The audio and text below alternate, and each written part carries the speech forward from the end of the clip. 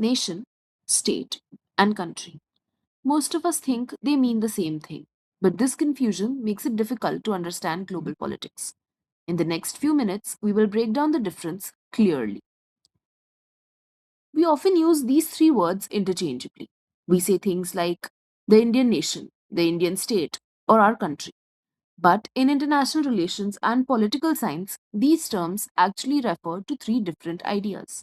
One refers to people and identity, another refers to political authority, and the third refers to territory.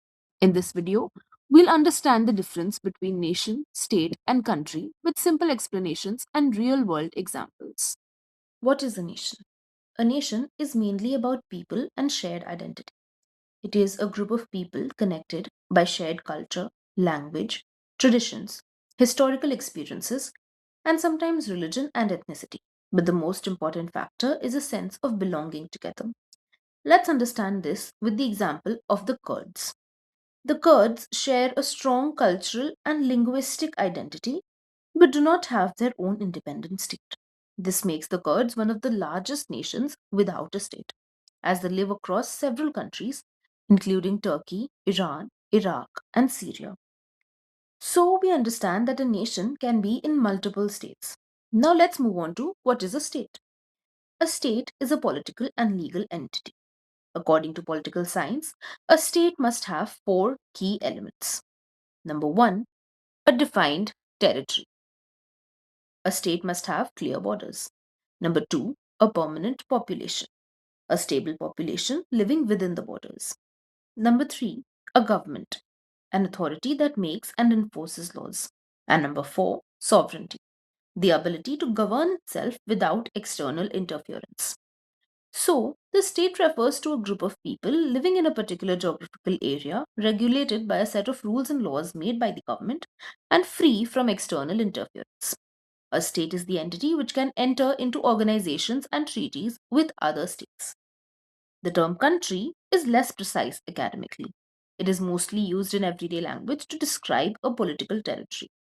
So it won't be wrong to use country and state interchangeably, but political scientists prefer the word state. Almost all countries that one can see on the world map, for instance, are states.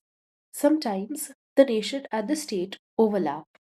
When a state represents a single dominant national identity, it is called a nation state. This essentially means one community in one political entity. In today's globalized and multicultural world, such cases are actually rare.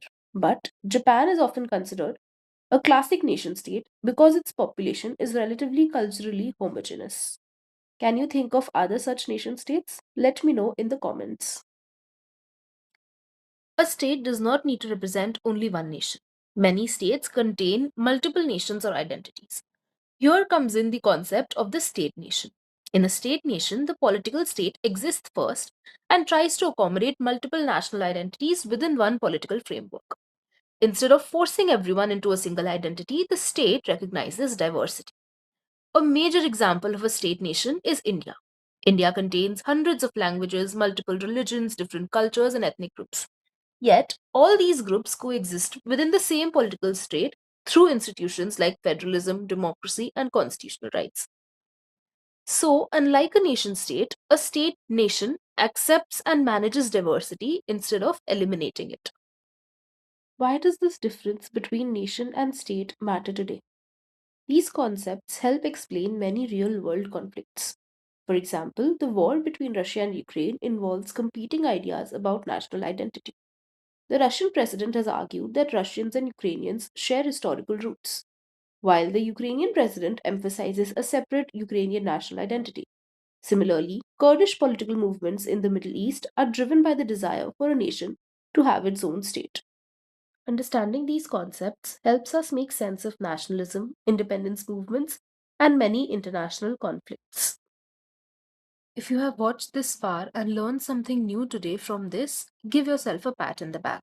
If you want more simple explanations of international relations concepts, subscribe to the channel and tell me in the comments which IR concept should be explained next.